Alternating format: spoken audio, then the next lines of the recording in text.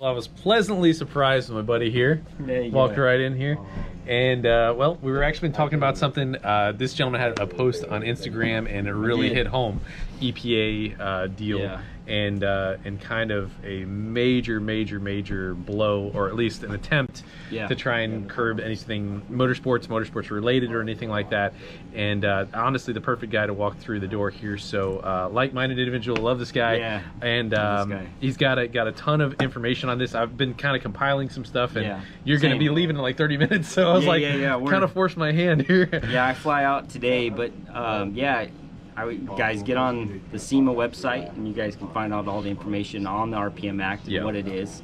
But it's basically saying if you own a car with a VIN number, even if you want to just take it racing, not on the street, you're not allowed to do so. You can't fix it up, you can't change it. If the motor's you can't put the motor in something else, you can't change it. Worse than California Air Research Board stuff. Worse by far. And it's serious. Like I was telling Jeremy a second ago, I've already been audited by them. It's you know, we went through the process. I don't know what's going to come of it yet, but it's already happened. And it's something we as tuners and hobbyists, anybody that enjoys motorsports, needs to really think about. It's pretty serious. So I mean, what we're saying is that literally this is not only our livelihood, this is the livelihood of our, not only our employees, this is like almost everybody that we know. I mean, pretty much everybody that's surrounded us has some sort of part in motorsports, whether it's a manufacturer, somebody that has to do with injectors. Like, this is so broad. This is like a drop, and then you start to see the ripple of how big that is, because this is going to affect the steel industry. Because I mean, how many people are buying raw parts to build headers? You know, and then how many people are using? And I mean, it's down to even the guys CNCing the parts to relocate your alternater. This is literally affecting moving locations. It's not legal. Millions of jobs. Yeah, it would go really wild. So, we just need everybody to get on, get on board with us and write your congressman about it. Yeah, seriously. So I signed this the other day, and you can go to SEMA.org. And check it out here. We'll put a link in the description there below. But I mean, this is literally something that if we have ever done anything that you guys ever enjoy at all, literally this affects all of our livelihood. Yeah, and you know, we're not against clean air. That's why we love alternative fuels, the E85s, the methanol. For sure. And I mean, our job is to try and make it run best. And that is our job, is to run efficient and clean. That is what we're after. So I think they're looking at it the wrong way, because it's not our job to want to pollute. Our job is to want to make clean as well, because then we give out a better product as well. I mean, the car drives better when the mixture is right, and so on and so forth. So again, I second that 100%. We're absolutely, you know, not reckless with what we do. We definitely try and be responsible, and so on and so forth. But to not be able to modify something is the most unequivocally non-American thing. I mean, like hot rodding. I mean, there's nothing more American than hot rodding. Right. And I always assumed, you know, we purchase something, we pay for it. It's ours to do with what we like. We own it. You know, that's ours. So I come from that generation and that schooling, and that's where I've been. You know, as you stated, hey, this is a major governmental overreach, and I couldn't say it better. Honestly, it's this is something that what's going on. Here's the writing on the wall, and we need to do something about it. And if you guys don't do something, you know, I mean, we're doing what we can do, and we need you guys to do it and tell anybody and everybody that you know. And I mean, this is literally something that drag strips could be shut down. I mean, you know, parts warehouses could shut down. I mean, this is a major blow. And I wasn't sure what it was about when I got audited, but you know, I was trying to just do my thing, make sure I was, you know, doing it right. But then finding out more why it happened, then it really set the alarms for me. So you know, definitely want to get the word out. All right, guys, well, definitely check out, contact your congressman. And again, this is all in that SEMA, that link right below right there. So you can go ahead and do that and let them know that this is where you stand. So thank you guys for watching. Race cars for life. Amen, brother. All right.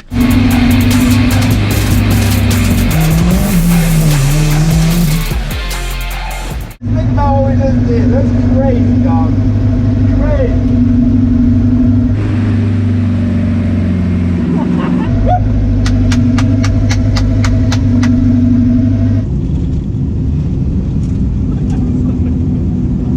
been the best. It has really been the best. It really has.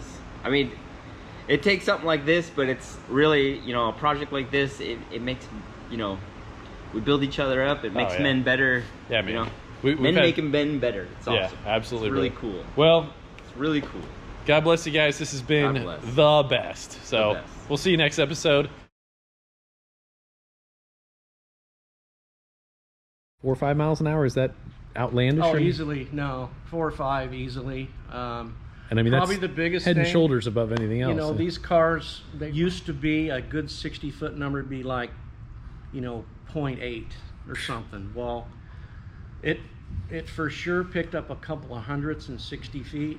You know, so now you're able to run 0.7 some 6. Oh wow. Or even a little quicker.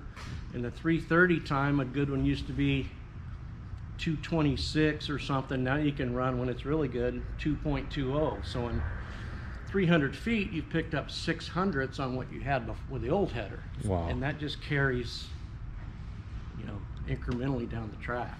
Directly from this conversation was, again, the engine has to work less hard because you're generating less force. That's a very, very interesting concept, you know, because it's having to struggle to, you know, to push that down harder as you're going. And what you're doing is you're using the energy to propel the car. Correct. And actually taking load off it. I thought that was, it's a multi facet gain, which I like the idea of. I mean, it's just, that's awesome. It was a huge change, you know, as far as the performance of the cars, no doubt. Like I said, it made the clutch, it had to not work as hard because it's a slipper clutch, centrifugal. We have a number that we call clutch wear. That's what it wears off of all the centered iron disc in a run.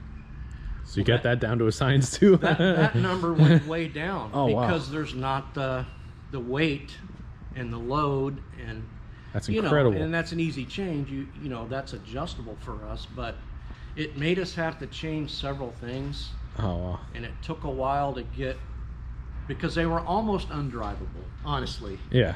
But they ran so fast, it's like everybody stayed on it, you know. Okay, we need more downforce, we need to, you know, do all this stuff because we can't give this up. Try and totally grasp that concept. You have a header that's like this, and then they kept bringing it back down and less angularity, and so the front was wanting to pick up, in other words, because you didn't have that force down there. You're having to steer it so much more. It became so much lighter. That's, man, I can't, I don't know. I'm getting like, getting goosebumps thinking of 330 miles an hour, like having to steer something skating all over the place. I mean, I've watched a lot of these things run over 30 years, you know, and it made me nervous to watch it run. Oh. But, you know, you adapt to what's going on, and, you know, it's like, we can make this work, you know, so everybody stuck with it. And finally, the sanctioning body said, okay, you know, that's enough, which that's a good thing. But, yeah, it's hard to explain to people the amount of force that comes out of those pipes. I had an incident in Indy at the U.S. Nationals one time. I was standing beside the car and the headers were right here.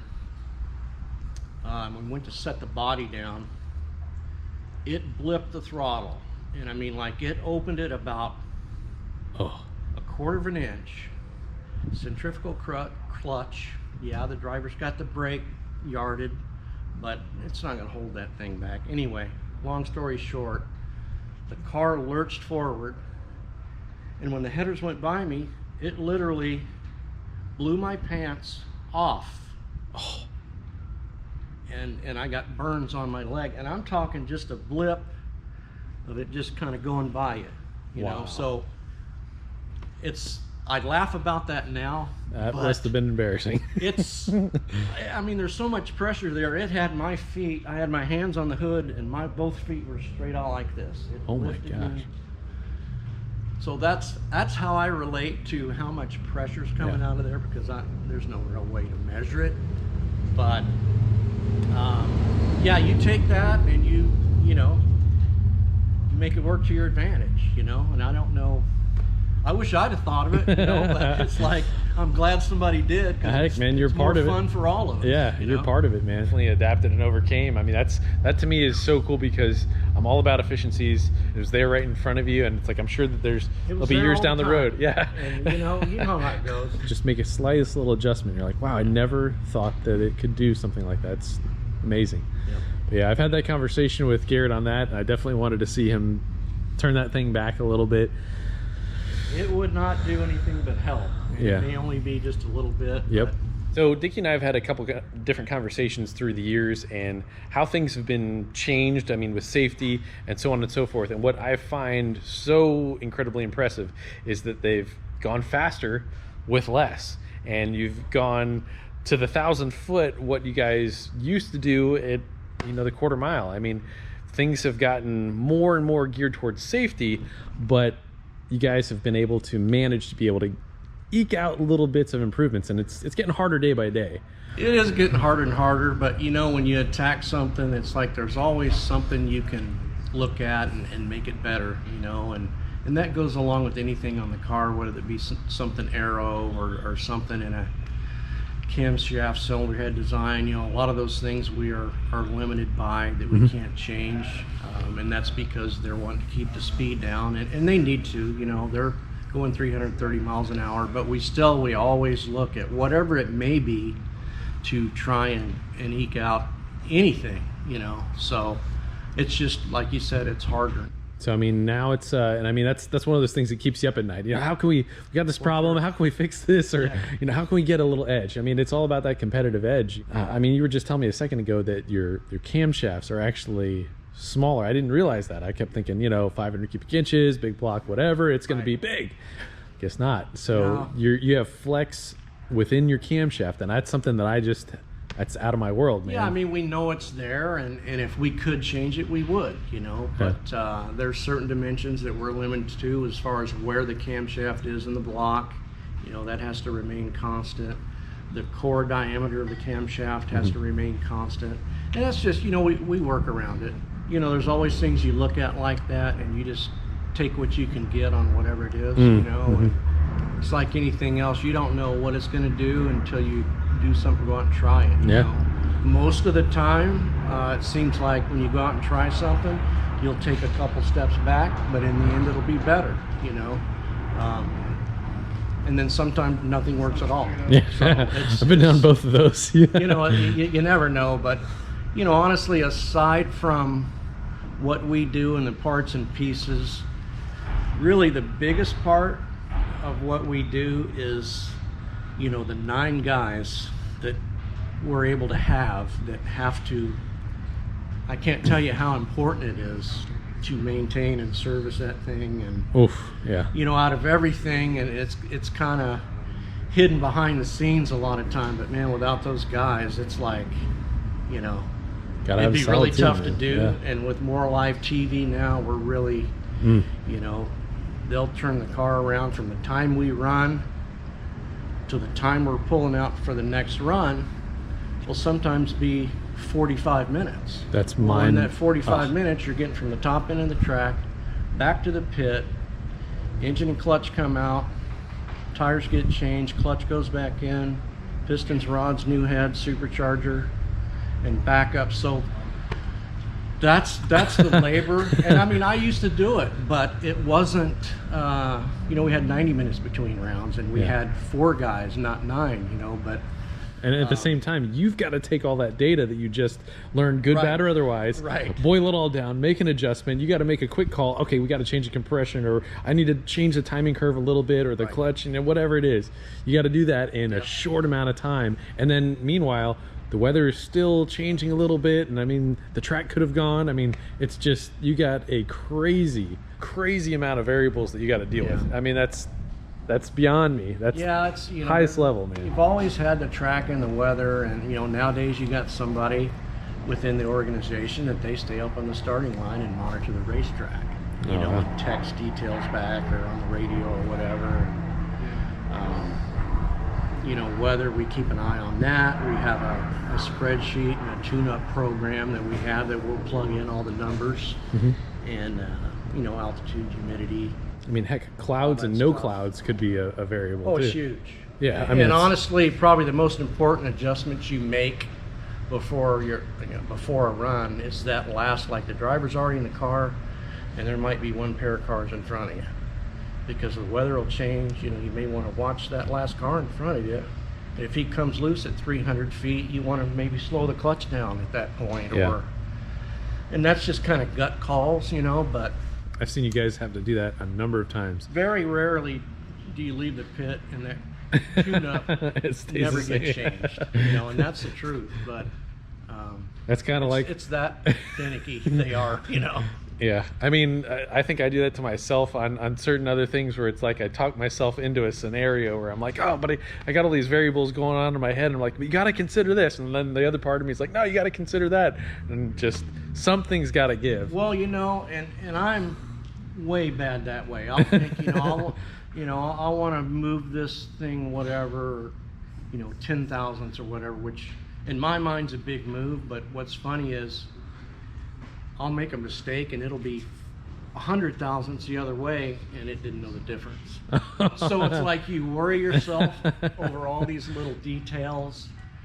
They all have to matter, but sometimes it makes you realize, maybe 3 grams of clutch weight is not the end of the world. Well, it sure seems like it is. Apparently you ain't doing too bad. I mean, you won a championship last year, so last year was tough, COVID and everything, but we were just fortunate we were able to race, and HRA got it done, and we were fortunate to race when we could, and fortunate enough to come out on top. Awesome, man. Well, on that note, we've covered a lot, and honestly, that's way more than I thought we were going to cover. But dude, it's gold. It's awesome. So again, thank you very much for coming today, man. That was really cool, man. I really did, dude. I'm so glad I could thank you for riding that. That's so cool. I really enjoy sharing that. I wish we had some more cars that could take it. I can understand why. that is very impressive. We got to get you in some more cars. We got to take you drifting and a few other things. I'm gonna say sketchy is a mild thing. Yeah. But what a ride. Awesome. Guys, it was an absolute treat to be able to have Brent come by the shop. It was totally unexpected. And please check the link in the description. There is a pre-written letter, and it will send this letter to your local congressman. Also, major thanks to Dickie Venables. So much fun having that guy come by, and the information that he is willing to share. Absolutely one-of-a-kind guy. I know this episode didn't have any action in it. Hang in there. We got some great stuff coming up. So thank you guys for watching. I wanted to share a quote with you guys. It says, "Don't let people shame you into being quiet because they don't like what you say. Being kind is telling the truth, not going along with the lies." Song I want to leave you with here, one of my faves. I know I've recommended it before, but I gotta do it again. That's Blue on Black by Kenny Wayne Shepherd. Also, Five Finger Death Punch. Kills it. God bless you guys. See you next episode.